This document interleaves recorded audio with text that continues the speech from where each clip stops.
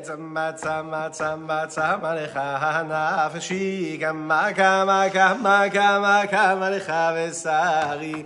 Tzama tzama tzama tzama lecha nafshi kama kama kama kama kama lecha vesari. Hi ya, da da da da da da da da da da da. Hi ya, da da da da da da da da da. Hey, tzama tzama tzama tzama lecha nafshi. Kama kama kama kama kama lecha besari. Tzama tzama tzama tzama lecha nafshi. Kama kama kama kama kama lecha besari. Dididai dididai dididai dididai dididai mai. Hi ya, da da da la, da da da la, da da da mai, da da da la, ya, mai ya. Hey, tzama tzama tzama tzama lecha nafshi, kama kama kama kama kama lecha vesari. Hey, tzama tzama tzama tzama lecha nafshi, kama kama kama kama kama lecha vesari. Tzama tzama tzama tzama lecha nafshi. Kama kama kama kama kama lecha besari. Tzama tzama tzama tzama lecha nafshi. Kama kama kama kama kama lecha besari. Tididai, tididalai, tididalai, tididadamai, tididamai, ya, mai, da da da da da. Hi ya, da da da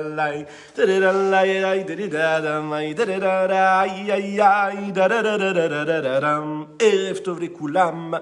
Bonsoir à toutes et à tous. Je suis infiniment heureux de vous retrouver en cette magnifique soirée que Dieu nous offre sur la terre. Merci mon Dieu. Merci à chacune et chacun d'entre vous d'être présents, de plus en plus nombreux, en live ou en replay. Et ça, c'est exceptionnel. Je vous invite donc à partager, à liker, à commenter cette publication. Ce soir, c'est pas mal. Vous savez ce qui se passe aujourd'hui, c'est un programme. C'est pas n'importe quel programme. C'est un rendez-vous quotidien que nous avons qui nous permet de nous inspirer quasiment tous les jours des enseignements du Rabbi de Lubavitch.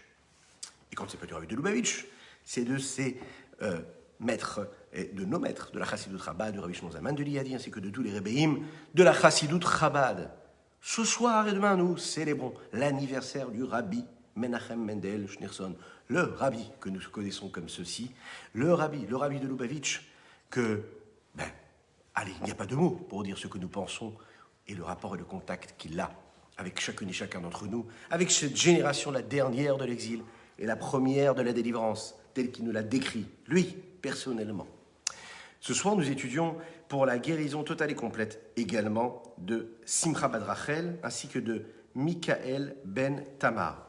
Nous étudions également pour la réussite et le grand Mazal Tov pour l'anniversaire de Chana Ferek, ainsi que pour l'élévation de l'âme, Leilou Nishmat, Yvette Anabat Julia Simcha. Qu'Akadosh Baruch Hu fasse que tous ces mots de Torah puissent être une source de bénédiction pour ces âmes-là qui nous ont quittés, mais ainsi pour ces âmes-là qui vivent dans ce monde-là matériel et qui puissent vivre jusqu'à 120 ans, en bonne santé, jusqu'à 120 ans de la réussite la plus totale.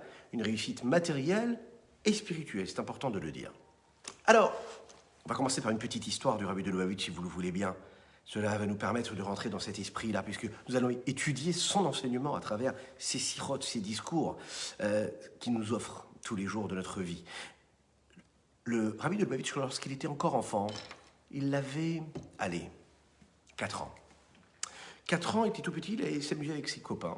Et là, il était dans le parc, et comme souvent dans les animations qu'il y a dans les parcs pour les enfants, il y a vous savez, ces genres de totems là où on monte, on grimpe, et on essaye d'atteindre le sommet. Bon, parfois, ça fait peur de monter. Voilà que le Rabbi de Lubavitch, quand il avait 4 ans, s'amuse avec ses amis, et puis les copains montent l'un après l'autre. Ils arrivent, et au bout d'un certain moment, ils s'arrêtent au milieu de ce jeu-là, et puis ils redescendent tout de suite. Un après l'autre, monte, il redescend, ils ont peur. Ils s'arrêtent au milieu, ils ont peur, c'est trop haut. Voilà que le Rabbi de Lubavitch, calme et posé, serein, entreprend de monter, échelon après échelon, Et puis il monte, il grimpe, il grimpe, il grimpe, il ne s'arrête jamais. Il va jusqu'au sommet, et il redescend, tranquillement. Bah, tous ses copains sont autour de lui, mais comment t'as fait? Comment t'as fait? Il ne répond rien. Sa maman voit ce qui se passe à la fenêtre. Elle lui dit, mais dis-moi mon petit, comment est-ce que tu as fait? Pourquoi est-ce que tu es le seul à avoir réussi à monter là-haut? Vous savez ce qu'il a répondu, le rabbi de Lubavitch? Il avait 4 ans. Il a dit, c'est simple. Lorsque j'arrive au sommet, je me suis rendu compte que ceux qui m'ont précédé, en fait, quand ils arrivaient en haut, avant d'arriver en haut d'ailleurs, ils regardaient toujours ce qui se passait en bas. Et quand on regarde en bas, eh bien on a peur. Quand on regarde en bas, on voit la distance, on voit ce qui nous sépare de l'objectif. Et on voit ce qu'on perd, on ne voit pas ce qu'on gagne. Lorsque moi j'ai grimpé, j'ai regardé ce qui se passait là-haut. Et je me rendais compte qu'en fait, il ne me restait pas grand-chose pour atteindre le sommet. Quand on regarde le sommet, on n'a pas peur. Quand on regarde ce qu'on est capable de faire encore un petit peu plus, on n'a pas peur. Quand est-ce qu'on a la peur qui s'installe en nous? C'est quand on est conscient de ce qui se passe derrière. Il ne faut jamais se retourner sur le passé. Il faut juste avancer. Avoir son objectif. Être capable de comprendre, comme le rabbi de Lubavitch avait l'habitude de le dire, le jour de l'anniversaire, c'est le jour où Dieu a décidé que chacune et chacun d'entre nous, nous étions si importants que le monde ne pouvait exister sans nous. Alors, on est d'accord pour le rabbi de Lubavitch, qui sommes-nous pour dire autre chose? Oui, en effet, le monde n'aurait pas été ce qu'il est d'ailleurs aujourd'hui, sans la naissance de notre saint maître, le rabbi. Mais le rabbi le disait, il s'agit de chacune et chacun d'entre nous. Le monde ne peut exister sans chacune et chacun d'entre nous. Akadosh Baruch Hu, Dieu, il attend chaque action, chaque pensée, chaque parole que nous pouvons prononcer, faire ou dire avec la bonne intensité, avec la bonne sainteté, avec la bonne pureté. Qu'est-ce qu'on peut faire en plus? Qu'est-ce qu'on peut faire de plus pour nous rapprocher de la Géoula? Comme le rabbi de Lubavitch avait l'habitude de dire, le rabbi, le Nassi, le chef de la génération, c'est le Moshe de la génération. Et Moshe Rabbeinu, vous savez, que dans chacune et chacun d'entre nous, le rabbi de Lubavitch le dit dans ses sichot, nous avons une petite parcelle de Moshe Rabbeinu. Moshe Rabbeinu, il est dans chacun d'entre nous. Et Moshe Rabbeinu, c'était un homme qui était Shechina Medaberet Betor Grono. Akadosh Baruch Hu parlait dans la bouche de Moshe Rabbeinu. Et c'est ce qui se passe pour chacune et chacun d'entre nous. Il y a cette force, il y a cette présence de Dieu qui est en nous à chaque moment de notre vie. C'est à nous de décider de laisser Dieu s'exprimer en nous.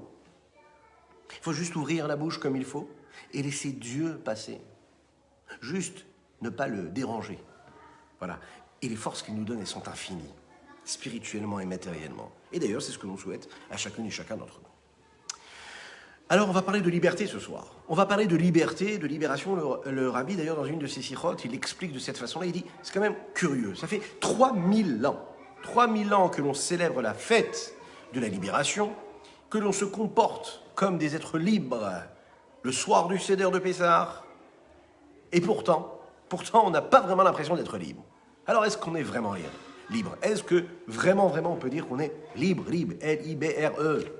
Est-ce qu'on est capable de le dire? Est-ce que vous vous sentez chez vous à la maison, ou au travail, ou en voiture là ce soir? Est-ce que vous vous sentez libre? Alors, moi, j'aimerais bien vous proposer un petit challenge.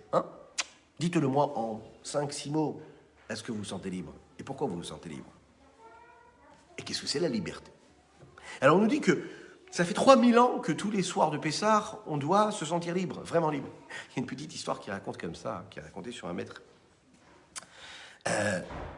qui se posait cette question. Il dit, mais c'est quand même curieux. Vous savez, Manishtana, c'est les 4 questions que les enfants posent le soir du Seder. Alors, ils se sont posés la question, ils disent, mais c'est quand même curieux. Comment ça se fait qu'on demande aux enfants de poser ces questions-là le soir du Seder et non pas le soir de Sukkot? Pourquoi nous devrions poser ces questions-là le soir de Sukkot? Parce que pendant la fête de Sukkot, on sort de la maison. Où est-ce qu'on fait et où est-ce qu'on célèbre la fête de Sukkot? Sous la souka. Et la souka, où est-ce que c'est? C'est à l'extérieur de la maison.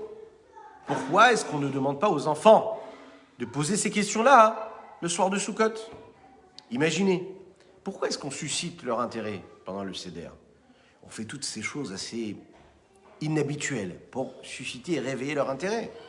Quoi de mieux que la fête de Sukkot? On est à l'extérieur de la maison, et là, ça réveille l'intérêt des enfants. Écoutez bien cette magnifique réponse qui a été faite par le rabbi Tzvi Hirsch, qui est un très grand tzaddik, rabbi Tzvi Hirsch Levin. Il a répondu comme ça, il a dit, Vous savez, les enfants du peuple juif, depuis des générations et des générations, ils se sont habitués à vivre dans les difficultés.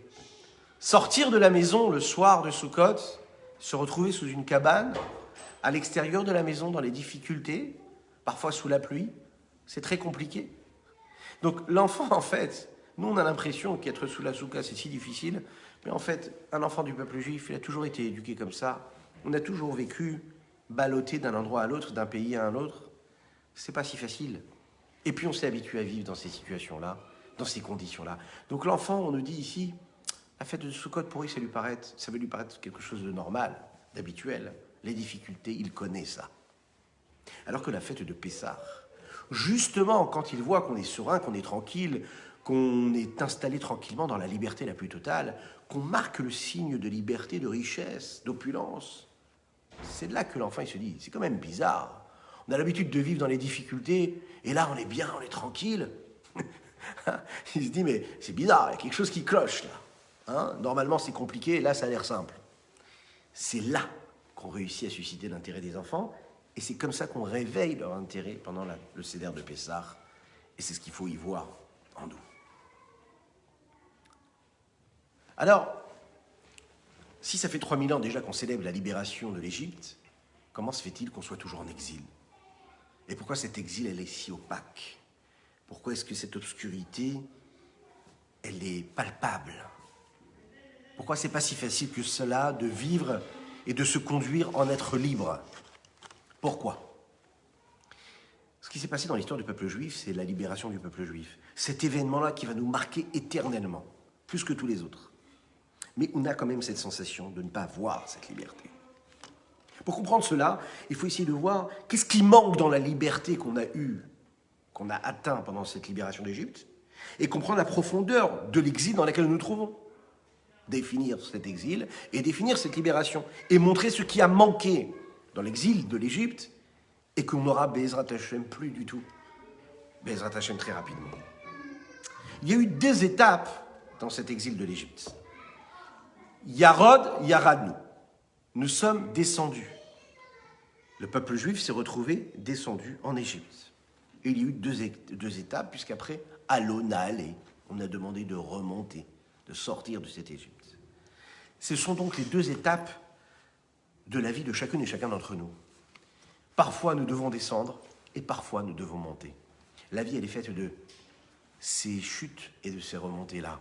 La vie, ça n'est pas un encéphalogramme plat. Voilà. Hein, ça bouge, il y a des évolutions. C'est un signe de vie, d'ailleurs. Ces 2 étapes-là, on va les voir de cette façon-là. La veille du Seder, on précise et on raconte ce qui s'est passé au moment de cette sortie d'Égypte. C'est la raison pour laquelle nous disons la Haggadah. On parle de tout ce qui s'est passé à ce moment précis, toutes les étapes d'où nous sommes venus, Abraham Avinu, son fils Yitzhak, Yaakov, Yosef qui est vendu, l'Égypte, premièrement, qui va sauver le peuple juif, la famille de Yaakov Avinu, Yosef qui devient le vice-roi d'Égypte, le peuple égyptien qui se rebelle, qui décide de détruire et d'exterminer le peuple juif, les macotes, les plaies, etc., et puis qui nous amène vers la sortie d'Égypte. À ce moment-là, pendant le Seder, on est quand même en train de nous donner quand même quelques éléments de liberté et de joie. C'est-à-dire qu'on est entre les deux. On nous parle de Havadim Ma'inu, les paroles de Mitzrayim, on parle de l'esclavage. Il y a cette mélancolie comme ça, cette forme de tristesse, cet entremêlement de larmes de joie et de peine. On sent la souffrance que nos ancêtres ont subie en Égypte. Et en même temps, il y a comme cet air-là de joie qui plane sur la table du Seder, parce qu'on est en train de vivre un moment de liberté, parce qu'on commémore cette liberté, parce qu'on célèbre ce cadeau que Dieu nous a fait, le cadeau que nous soyons corps et toujours là après 3000 ans, pour raconter cette histoire. Donc on la raconte avec des larmes de peine, celles qui décrivent l'asservissement de l'Égypte. Et pourtant, les enfants qui sont à table sont capables de voir dans ces larmes-là de l'espoir, de la joie, du remerciement pour Dieu. Ce sont les 2 qui s'entremêlent. C'est cette combinaison-là, c'est cette recette qui a fait que notre peuple, jusqu'à aujourd'hui, peut continuer d'être là. Ce sentiment-là qui nous permet de comprendre que cet exil de l'Égypte, c'est quelque chose d'actuel. Et cette libération de l'Égypte, c'est aussi quelque chose d'actuel, que l'on peut vivre chacune et chacun à chaque moment de notre vie. Le rabbi rapporte ce qui a été dit dans la Haggadah. Voilà ce qui est dit dans la Haggadah. Avadim haïnu les pharaons b'Mitzraïm. Nous étions des esclaves. Vayotzienu Hashem Elokeinu misham biyad chazaka u'bizroa netuya. Dieu nous a fait sortir par une main puissante, par une bras tendu, forte. Et si Dieu ne nous avait pas fait sortir de cette Égypte, nous serions, nous, et nos enfants et nos petits-enfants, complètement, encore les esclaves de Paro en Égypte. Et même si nous serions, nous, des grands sages, et que nous comprenions toute la Torah, on a quand même la mitzvah, la recommandation. Les saper beitziat mitzraim vechol amar les saper beitziat mitzraim aretz meshubar. Nous avons cette mitzvah-là de raconter encore et encore cette histoire du peuple juif qui sort d'Égypte. Question. Est-ce que l'exil de l'Égypte avait une date précise, un commencement et une fin? Ou bien est-ce qu'il était prévu que nous soyons dans cette Égypte si nous ne serions pas sortis pour l'éternité? Un peuple asservi, esclave du peuple égyptien. S'il en est ainsi, est-ce qu'il peut exister une situation dans laquelle nous trouverions encore aujourd'hui en Égypte? Est-ce qu'on peut se l'imaginer? S'il en est ainsi, est-ce qu'il est probable que nous, nos enfants, nos petits-enfants, serions encore les esclaves du peuple égyptien? La réponse, c'est que l'exil de l'Égypte avait une date de commencement et une date de fin. C'était prévu, c'était inscrit. C'est la volonté de Dieu. Le peuple juif n'est pas né en Égypte. Le peuple juif a pris corps après la sortie d'Égypte, mais il est né à l'époque d'Avraham Avinu. Avraham Avinu, celui qui va se poser la question, qui va dire pourquoi? Pourquoi le soleil? Pourquoi la lune? Qui c'est qui dirige ce soleil? Qui c'est qui dirige cette lune-là? Qui c'est qui leur donne l'ordre d'aller se coucher, de se lever le matin tôt? Il y a bien quelqu'un au-dessus. C'est Avraham Avinu qui va découvrir ce Dieu-là. À cette étape-là, le peuple juif commence à naître. Et un petit peu plus tard, lorsque Yaakov descend en Égypte, selon la volonté de Dieu, avec la promesse qu'il va lui faire, il lui dit, tu sais, il y a un temps précis à cet exil, et tu vas t'en sortir à un moment. Il va lui promettre, il y aura cette alliance, il va lui promettre, il va lui dire, tu sais, cette promesse que j'ai faite à Avraham Avinu, et je lui ai dit que sa descendance allait être pendant 400 ans en exil. Sache qu'à un moment, il sortira de cet exil. Question. Si déjà la date de fin avait été déjà fixée, comment on peut s'imaginer qu'on aurait pu être encore les esclaves des Égyptiens? Il dit comme ça dans le Chumash Bereshit. Vayehi Hashemesh lavo vetardema nafla al Avram. Veine eima chashecha gedola nofelet alav. Vayomer le Avram. Yado ateda. Ki ger yezaracha be'eretz lo lahem va'avadum veinu otam arba me'ot shana. 400 ans. Et après 400 ans, on est libre. Et Erev Tov, bonsoir à tous ceux qui nous rejoignent. Erev Tov les Koulam, que Dieu vous bénisse. Et on peut faire un Lechaim pour l'anniversaire de notre cher Rabbi, ainsi que pour tous ceux qui célèbrent leur anniversaire ce soir. Plein de bonheur, plein d'intense bonheur et de bonnes bénédictions jusqu'à 120 ans de réussite matérielle et spirituelle. Lechaim, Lechaim.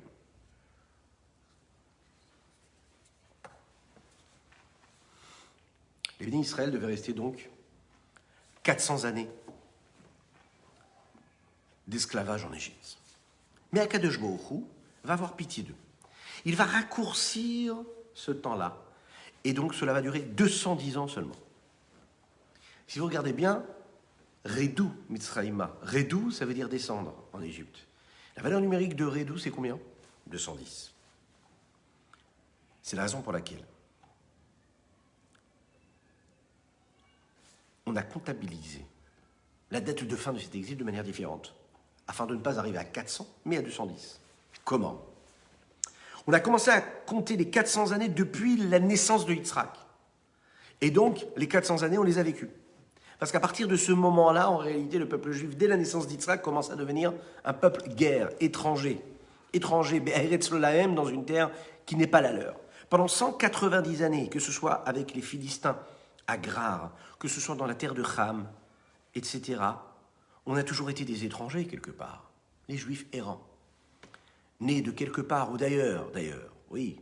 Et donc ces étrangers-là qui se trouvent aussi les étrangers en terre d'Égypte, pendant plus de 210 ans, cela fait donc 190 plus 210, vous êtes avec moi, ensemble, 400 ans. La question qui se pose maintenant, c'est, puisque l'exil, elle devait durer 400 années, et donc pour 4 générations seulement, comment est-ce qu'on peut dire que sans la sortie d'Égypte, nous serions encore, nous et nos enfants et nos petits-enfants, dans cet exil-là? Est-ce que vous avez bien compris la question du rabbi? On nous dit ici dans la Haggadah que si Dieu ne nous avait pas fait sortir d'Égypte, nous serions encore les esclaves des Égyptiens. Mais a priori, on sait qu'il y a eu une date butoir et une date de fin à cet exil-là. Donc peu importe ce qu'il y aurait eu si Dieu ne nous avait pas fait sortir d'Égypte à ce moment-là, dans cet exil raccourci, mais en tout cas on aurait fait notre temps, et pas plus. Donc comment est-ce qu'on peut dire dans la Haggadah que si Dieu ne nous avait pas fait sortir, nous serions encore des Égyptiens, les esclaves de l'Égypte? Cela voudrait dire que quelque part, même quand on sort d'Égypte, on pourrait toujours être en Égypte. Ça voudrait dire que même quand on nous fait sortir de l'Égypte, physiquement, géographiquement, on peut continuer à être en Égypte, à l'intérieur de notre peuple. Peut-être que c'est cela. C'est ce que laisse entrevoir l'explication du rabbi ici. Pendant 3000 ans, contre la promesse de Dieu, a priori, on continue d'être asservi. On va essayer de comprendre quelle est l'essence de cet exil-là. Si on regarde un petit peu superficiellement dans cette histoire-là, c'est une histoire qui est assez extérieure et matérielle. Passer d'un espace, passer d'un endroit, qui s'appelle l'Égypte, à un autre endroit qui s'appelle Israël, la terre d'Israël, c'est a priori quoi? Une histoire de terre. On passe d'un territoire à un autre territoire, oui. Si on regarde cela de manière matérielle, physique, géographique. Comme tout peuple qui cherche à se libérer d'une forme d'esclavage et de vivre dans un territoire indépendant, en toute liberté, sérénité et tranquillité, le peuple juif aussi a cherché à se libérer de l'esclavage, de l'asservissement de Paro, et de passer lui aussi dans un territoire indépendant dans lequel il pourrait vivre libre et tranquille et serein.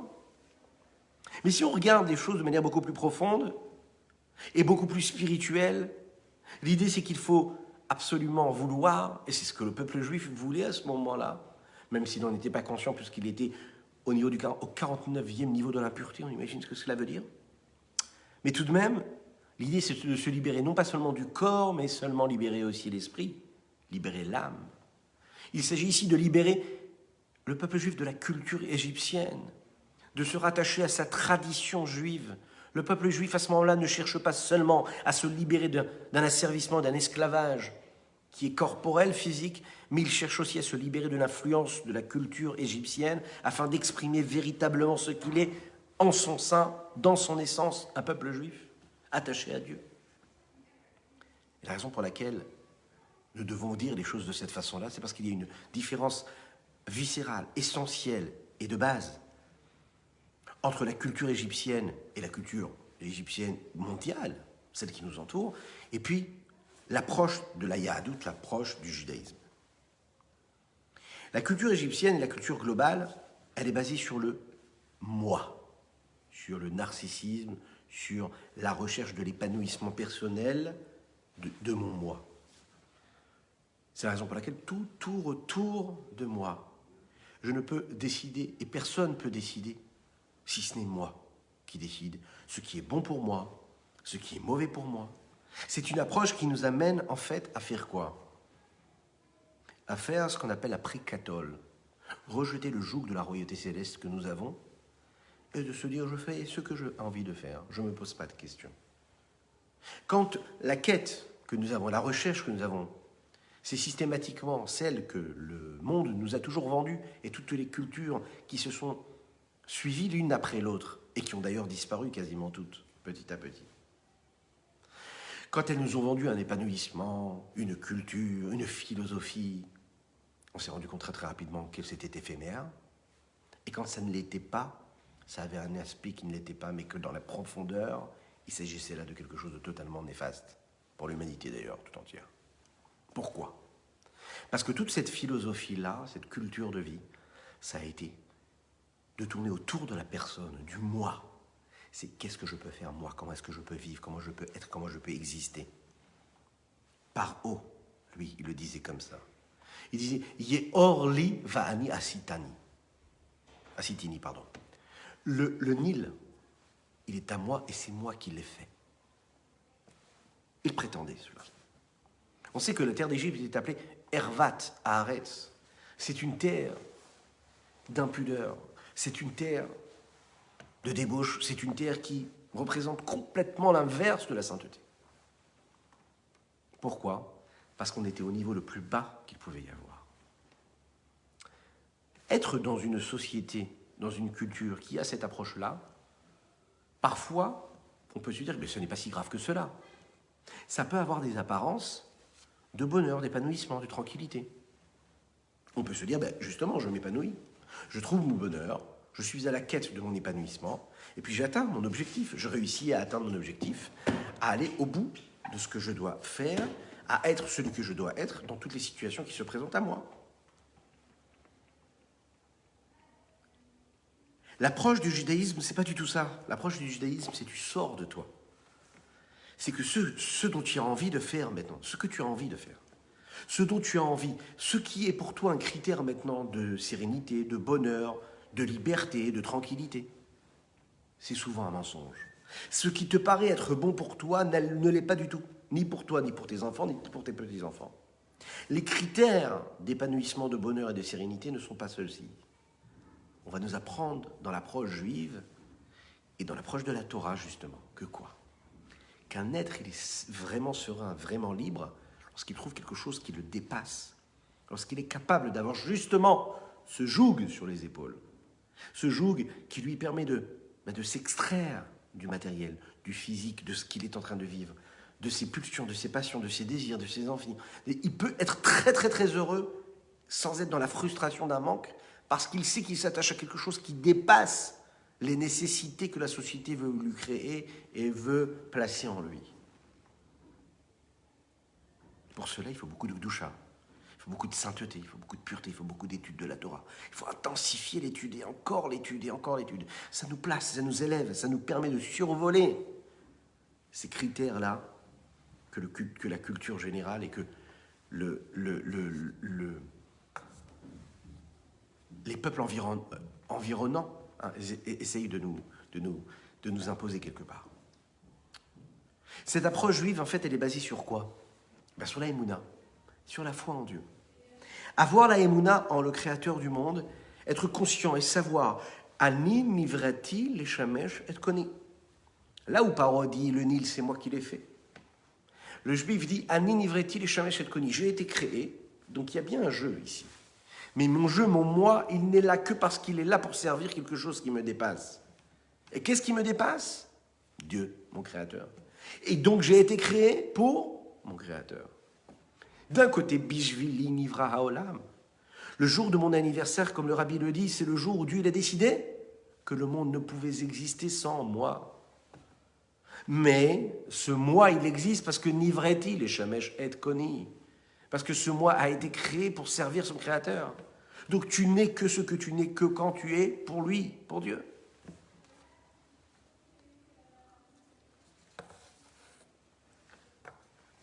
Ça veut dire que je dois prendre ce joug de la royauté céleste sur moi.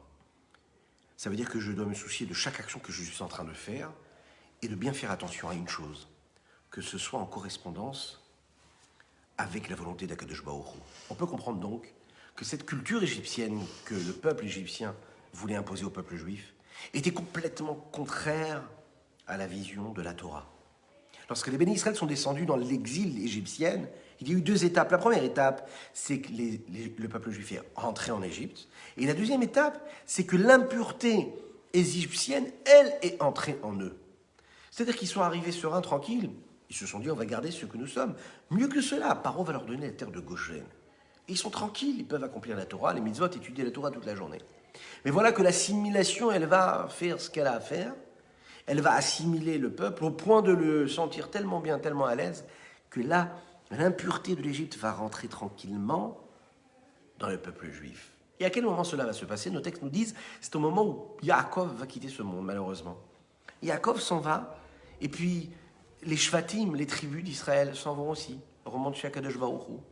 Et là, à ce moment-là, malheureusement, il ne veut pas garder ce message-là, et petit à petit, la culture égyptienne va s'immiscer en eux, et elle va rendre impur leur cœur, boucher leur cœur, et puis leur cerveau. Et lorsque le cœur et le cerveau est bouché, il ne ressent quasiment plus cette présence de Dieu. Il est complètement opaque à tout cela. Il est bouché. Et ça lui passe complètement dessus. Il n'est pas capable de ressentir. Il perd sa sensibilité, sa spiritualité. Et bien sûr, à un moment, il y a un grand problème qui se pose. Les bénis Israël, eux, se retrouvent au 49e niveau de l'impureté, à tel point qu'ils ne veulent même plus quitter leur exil. Ils sont tellement bien, ils sont bien. Ils ne voient même plus le problème. À tel point que le peuple juif, c'est-à-dire nous, hein, vous et moi, si Dieu nous aurait laissés tranquillement, on aurait pu rester, ça ne nous dérangeait pas. Il dit, si Hachem ne nous avait pas fait sortir d'Égypte, on serait encore plongé dans cet exil. L'élément de réponse que nous avons là à la question que nous avions au début, à savoir, puisque là, l'exil d'Égypte avait un temps précis, 400 années, pourquoi est-ce que la Galilée nous dit que si Dieu ne nous avait pas fait sortir, on serait encore en Égypte? La réponse, elle est là. En tout cas, un élément de la réponse. C'est de se dire qu'en fait, on était tellement plongé dans cet exil, nous tirer de cet exil dans lequel nous nous trouvons, avec cet amour, il va nous tirer pour nous sortir de cette Égypte. La question qu'on se pose ici, elle est répondue en partie par le Rabbi Shimon Zalman de Liadi dans le Tanya. Pourquoi est-ce qu'Akadosh Baruch Hu a eu besoin de nous faire sortir de force quasiment et qu'on s'enfuit? Pourquoi est-ce que Dieu ne pouvait pas nous faire sortir tranquillement? Pourquoi est-ce qu'on a eu besoin de sortir, de s'enfuir comme des voleurs de cette terre d'Égypte? Il est dit comme ça dans le Tanya. Qui barach ha'am, car le peuple s'est enfui, c'est parce qu'en fait, en réalité, le mal qui se trouvait dans l'âme du peuple juif était tellement fort. Vous savez, c'est comme quand le côté négatif, le côté de l'impureté se trouve tellement puissant, il bat tellement fort dans le cœur du juif. Et vous vous rappelez de cela? Dans le cœur, il y a un côté droit, un côté gauche. Le côté gauche, c'est l'âme animale, c'est l'impureté qui s'installe. De l'autre côté, c'est le côté droit, c'est la nefusha elokit, l'âme divine qui se relie à l'âme divine qui est aussi dans le moach, dans le cerveau. Mais lorsque le mal qu'il y a dans l'âme du peuple juif est tellement fort dans le côté gauche, alors à ce moment-là, l'impureté ne s'arrête pas. Elle n'a pas disparu de l'âme du peuple juif. Elle commence à disparaître qu'au moment du don de la Torah. C'est là qu'ils ont pu comprendre que leur but à eux, ça devait être de se détacher de cette impureté et d'aspirer à une sainteté, à une connexion avec Dieu. Une connexion à Dieu grâce à la Torah. C'est la raison pour laquelle, très rapidement, Be'ezrat Hashem, quand Mashiach arrivera, très prochainement, quand Dieu fera partir, disparaître tout esprit d'impureté de la terre, alors à ce moment-là, on pourra voir et percevoir que ce côté gauche a disparu. Il a disparu et il a laissé place à la sainteté et à la pureté. C'est la profondeur qu'il y a, qui est cachée dans les mots « Ilou lo'otzi akadosh baruch hu et ha'otenu mi'Mitzrayim hare'anu vanenu » Si Dieu ne nous avait pas fait sortir lui-même d'Égypte, nous serions, nous et nos enfants et nos petits-enfants, encore en Égypte. Il est là le sens. Après 400 années, comme ce Éved Ivri, vous savez, on en a parlé dans les parachiotes, il n'y a pas si longtemps que cela, un esclave hébreu qui est chez son maître. Son maître décide de le faire partir. Il a terminé son temps, il a fini son temps d'esclavage. Tu peux partir, tu n'as plus besoin de me servir. Retrouve la liberté. Et voilà que cet esclave hébreu, il veut rester encore chez son maître, il veut rester un esclave. C'est-à-dire qu'il est tellement bien qu'il veut rester un esclave. Les 6 années sont passées, mais lui dit non. Et mort Yomar Eved, Afti t'a donné de Tzechofshi. Il dit, je ne veux pas retrouver ma liberté. Je suis bien chez mon maître. Les bénis Israël, le peuple juif, c'est la même chose en fait. Ils sont tellement bien en exil, ils préfèrent rester tranquillement. Oh, on n'est pas si méchants avec nous, on nous laisse vivre quand même un petit peu. Hein? Tous les 40-50 ans, on nous demande de partir de là où on est. Mais quand même, on est sympathique, on est tolérant. Oh, ça va. Quelques inquisitions, quelques pogroms, quelques Shoah, quelques... Bon, mais après on vous laisse. Hein? Plus sérieusement, si Dieu ne nous avait pas fait sortir d'Égypte, on serait encore en Égypte. Et malheureusement, le peuple juif n'a pas pris la leçon. Parce qu'il continue, en fait, à chaque fois à s'assimiler et oublier ce qu'il a de si particulier que cela. Il s'oublie, malheureusement. Et il s'assimile, il se plonge dans la pureté du pied dans laquelle il se trouve, puis il oublie ce qu'il a de fort, ce qu'il a de puissant, il oublie ce qu'il a de spécial, de si particulier. D'un autre côté, cette fuite-là du peuple juif spirituel, elle se vit de cette façon-là, puisque le fait de faire sortir les bénis Israël de l'impureté de l'Égypte n'a pas été fait par un processus tranquille, serein, évolutif, qui venait du bas vers le haut, mais par un processus qui a été zélé dans l'empressement, dans la fuite, et qui est venu du haut vers le bas, parce que c'est Dieu qui nous sort de l'Égypte. Donc bien sûr que le béni Israël sortent d'Égypte, mais l'impureté égyptienne est restée en eux, puisqu'ils n'ont pas fait un travail personnel de recherche, d'analyse, puisqu'ils n'ont pas fait ce travail de nettoyage de Pessah. Ils n'ont pas fait partir cette impureté qui était en eux. Donc en fait, même si quand Dieu les a fait sortir, il les a fait sortir avec leur impureté avec eux. C'est la raison pour laquelle, pendant tout ce temps-là, avant qu'ils reçoivent la Torah, ils continuent d'être impurs. Ils sortent, leur corps, eux, ne sont plus en prison, mais leur âme le reste toujours. C'est-à-dire toujours avec cette impureté qui est autour. Et se sont peut-être éloignés géographiquement de l'Égypte, mais ils sont toujours très très proches de cette impureté. Ils se sont peut-être rapprochés de Dieu, ils ont reçu la Torah, mais ils restent encore avec, vous savez, ce qu'on a en ce moment, qui s'est abattu sur l'humanité tout entière quasiment. Il y a toujours ce petit virus de l'impureté qui est là. On a beau essayer de trouver des vaccins, mais les mauvaises habitudes, le détachement, l'éloignement spirituel qui s'installe en nous, tout ce que l'on a épongé, tout ce que l'on a pris en Égypte, ça devient ce que nous sommes. Et de cela, on ne peut pas s'en défaire en un seul instant. C'est la raison pour laquelle, à travers toutes ces générations, on a toujours ce qui nous accompagne de négatif. Depuis cette génération de la sortie d'Égypte jusqu'à notre génération, on va toujours être suivi, poursuivi par cette nécessité d'assimilation, cette nécessité de vouloir perdre ce que nous avons de si particulier, de spirituel et de saint et de divin. Regardons juste la première génération, la génération du désert qui suit celle qui sort d'Égypte. On le voit très très clairement, après les miracles qu'ils ont vécus au moment de la sortie d'Égypte, après qu'ils aient vu comment Dieu se révèle à eux, il se dévoile sur le mont Sinaï lorsqu'il donne la Torah. Ils sont encore en train de fauter encore une fois, mais pas qu'une fois. Ils vont fauter, et encore une fois, et encore une fois. Mais comment c'est possible? Ils sont toujours en train de demander quelque chose, ils ne sont jamais tranquilles. Ils ont découvert le plus du plus, ils ont découvert Dieu. On leur a donné la Torah. Qu'est-ce qu'ils veulent de plus? Et cela ne leur suffit pas. C'est-à-dire que ça va se reproduire à chaque fois.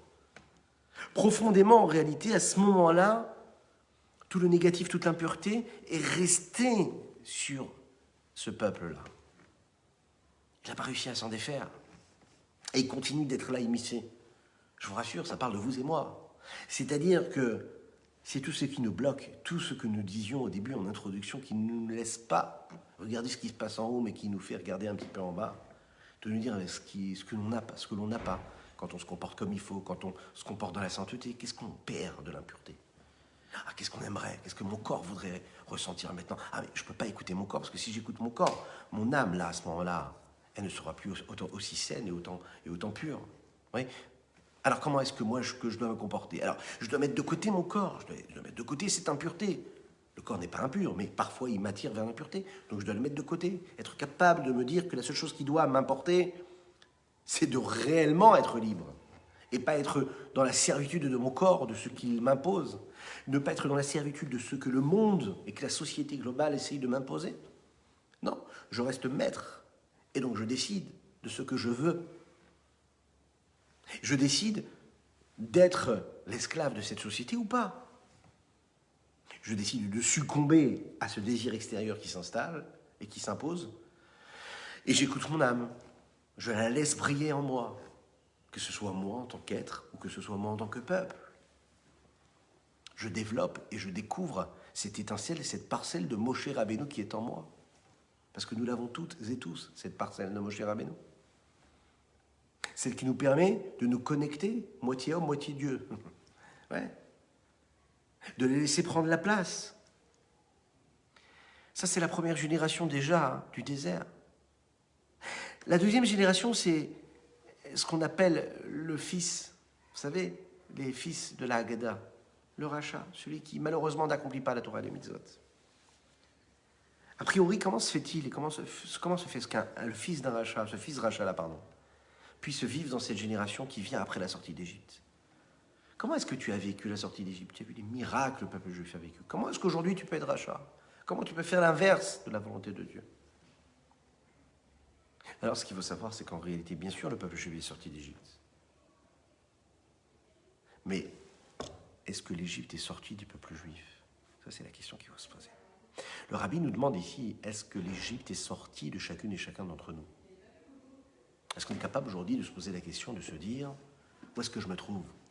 Comme le rabbi de Lubavitch a l'habitude de dire, il faut faire de ce que nous sommes, de notre endroit, de ce que nous sommes nous-mêmes, de notre corps, de notre esprit, Eretz Israël.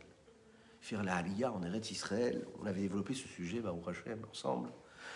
C'est de savoir, est-ce que en moi je vis en Eretz Israël? Est-ce que je suis une terre sainte? Être dans une terre sainte, c'est faire en sorte que mon entourage, ce soit une terre sainte. Que mon corps, que mon esprit, que mon âme, que mon cœur, ce soit une terre sainte. Qu'il n'y ait que de la Gdusha à l'intérieur. Réussir cela, c'est de faire sortir l'Égypte qui est en moi. Autrement, je peux sortir physiquement d'Égypte, mais garder l'Égypte en moi. Je peux sortir du pays dans lequel je suis et vivre en Eretz Israël et avoir pris avec moi ce qu'il y avait dans le pays dont je viens. Le but, c'est de faire sortir ce qu'il y a en moi de ce pays-là. Et malheureusement, ce fils, malheureusement Rachat, pour le moment, qui n'arrive pas à accomplir la Torah et les mitzvot, c'est qu'il a encore en fait le virus en lui. Il est encore en lui. Alors, il ne se déclare pas avec autant de force et de puissance. Il va y avoir des variants qui vont se révéler de là et de là. Parce que quand on n'a pas réussi à faire vraiment, à éradiquer le virus qui est en nous, eh bien les variants extérieurs peuvent vraiment s'immiscer et nous toucher l'un à l'autre. Et puis chacun peut contaminer l'autre. Mais de la même manière que le virus peut être dévastateur, ce même virus-là, il peut être très très très constructeur. Il peut être libérateur. Ce virus de la Gdusha, de la sainteté, il est que quand on touche quelqu'un, quand on saisit une personne avec de la sainteté, comme le rabbi de Lubavitch le disait lorsqu'il y avait toutes ces personnes qui passaient devant lui, il disait, mais en fait, ce n'est pas leur donner la tzedaka que je leur demande de donner. Je leur demande bien sûr de devenir des émissaires d'une mitzvah, mais c'est surtout que je les remercie d'être là. Je leur remercie d'être là, d'être présent, de venir. C'est une forme de considération que j'ai envers eux. Parce que le rabbi, à ce moment-là, comprenait que ce virus de la sainteté, il le transmettait de cette façon-là. Chaque juif qui passait devenait son ambassadeur, son émissaire dans le monde entier pour accomplir sa volonté. La volonté quoi? Celle de Dieu, qui se reflétait dans sa volonté à lui, puisqu'il était le Moshe de la génération. C'est le Moshe de la génération, et que Moshe, la seule chose qui l'intéressait, c'était quoi? Que le peuple juif puisse se libérer lui-même. Libérer lui-même de quoi? Mais de ce qu'il avait à l'intérieur d'Égypte. Dans chaque génération, nous vivons cela. Nous vivons cette nécessité de sortir l'Égypte qui est en nous. Nous le disons dans ce texte qui est dans la Haggadah, qui a été chanté et qui est devenu un tube planétaire. Vous le savez, c'est Akadosh Baruch Hu Matzilenu, Matzilenu miyadam. Mais qu'est-ce qui se passe? Veisham dalavotenu, ouais. Pour nos pères et à travers chaque génération, Omdim alenu lechalotenu. Omdim alenu lechalotenu. Ils sont là pour nous décimer, physiquement ou spirituellement, mais ils sont là. Ils nous poursuivent. Et même quand on a l'impression que ce n'est pas le cas, eh bien il y a des chemins qui sont utilisés et sans qu'on s'en rende compte, et sans que parfois eux-mêmes s'en rendent compte, pour nous influencer du mauvais côté. Dans chaque génération, on vit cela. Et Akadosh Baruch Hu, il vient, il nous sauve. A priori, mais qu'est-ce que nous avons fait comme faute? De subir, génération après génération, subir cette détestation, cette haine, cette volonté de nous décimer, de nous détruire, de nous faire disparaître de la surface de la terre. Qu'est-ce que nous avons fait de si grave? Quelle est notre faute? La réponse, elle est là. C'est que malheureusement, en réalité, jusqu'à aujourd'hui, il y a cette vertu de rigueur qui plane sur nous. Cette vertu de rigueur, elle est là parce qu'on n'a pas réussi à se défaire de cette impureté qui est en nous. Elle ne nous lâche pas. C'est le Yetzirah qui est là pour faire en sorte que les moments de joie ne soient plus des moments de joie, chas v'shalom. Les moments de tranquillité, d'harmonie soient toujours parsemés de détestation, de haine, de disputes, de mauvais mots, de mauvais gestes. Oui, on n'arrive pas à y arriver. Pourquoi? Mais parce que ce Mitzrayim, il est toujours là. Il faut sortir ce Mitzrayim de nous. Il est en nous. Cette vertu de rigueur, elle plane et il faut la faire disparaître. Et la raison en est là. Elle est là, c'est pas juste que eux nous veulent du mal. C'est que nous n'avons pas fait encore ce qu'il fallait faire, de faire sortir cela de nous-mêmes. Donc la deuxième étape, et celle qui va nous permettre de conclure ce cours-là, c'est donc cette étape de la véritable liberté.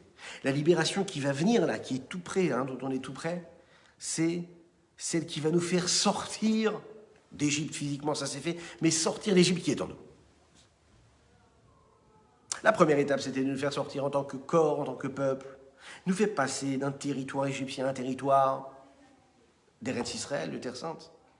Maintenant, cette Géoula Atida, cette délivrance future qui arrive, c'est celle qui nous fait partir spirituellement également de l'endroit dans lequel nous nous trouvons.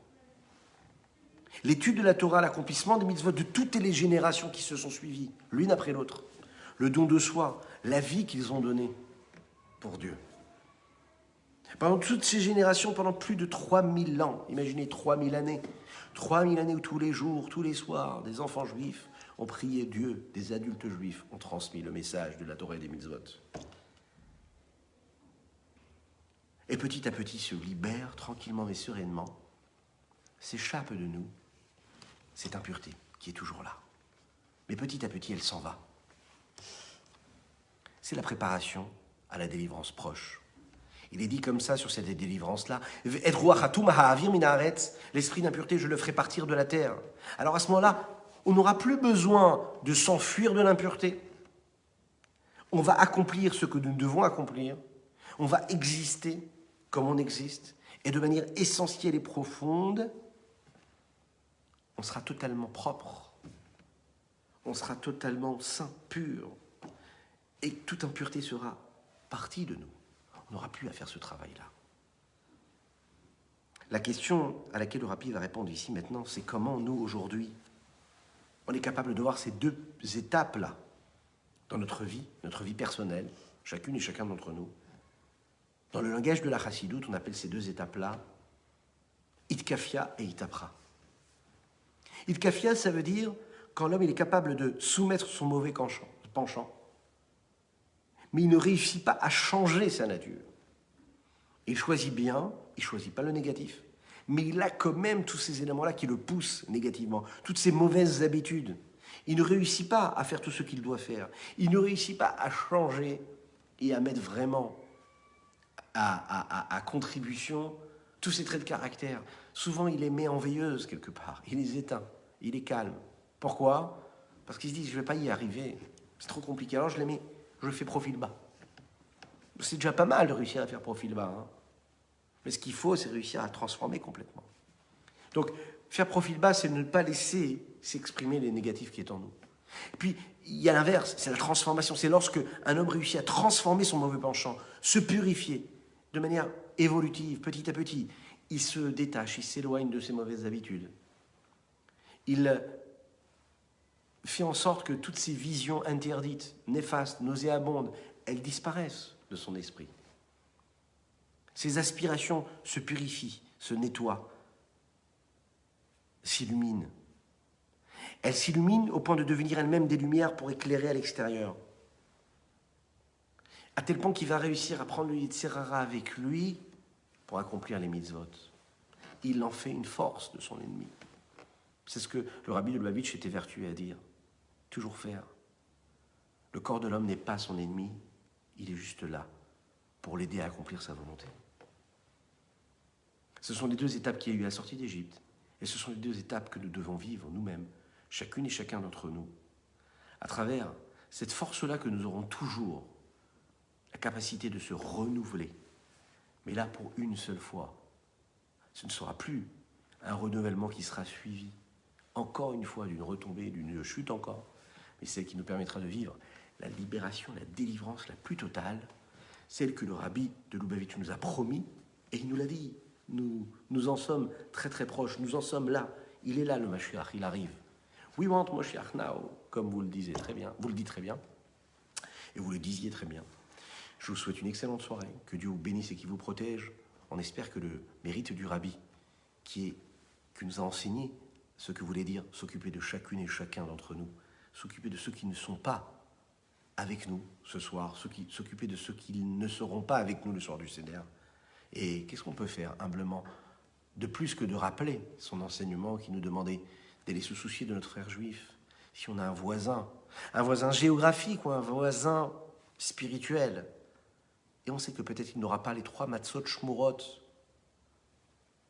pour la fête du Seder de Pessah, alors on va taper à sa porte pour lui apporter.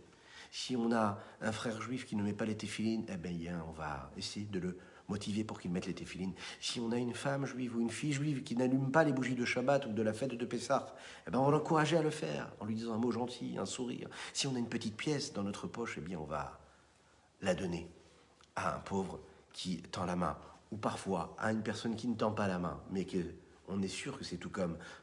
Parce qu'une petite pièce dans la tzedaka, c'est Mashiach qui arrivera. Excellente soirée à toutes et tous.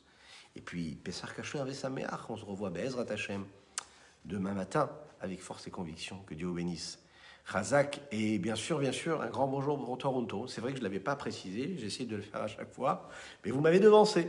Donc, un grand coucou à Toronto. Chazak pour vos partages et pour votre présence. Continuez à le faire.